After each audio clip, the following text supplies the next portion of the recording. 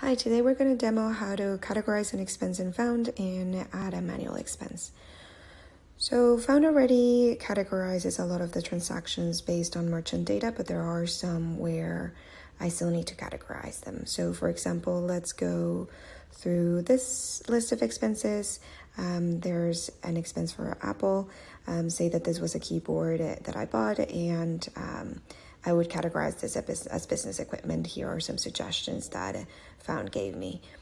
I can also choose from many other categories. So if these three were in the category that I was looking for, then I still have a list of categories that I can search for. So this would be all the categories, but I can still search for one. So business equipment, and then the transaction could be automatically categorized. I also have an option to add a receipt. Another thing that is interesting is that you can also categorize an expense as personal.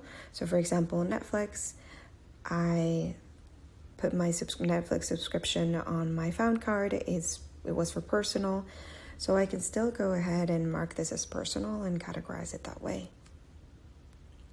Okay, so now let's go to create a manual expense. This is helpful because sometimes you're out and about and you pay something with something with cash, or you didn't have your Found card and you still want to deduct it from expenses and keep track of it.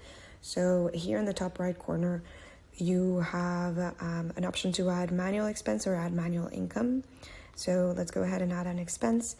We ask you what category it is. Again, you can see all the categories here there, but we show the most common ones. So say that I was expensing a business meal that I met for coffee with a client.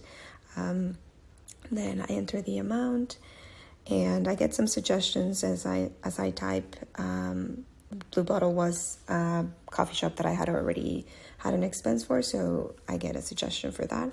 And then I can add an optional note, and the expense is created. And that's how you add expenses and categorize expenses with Found.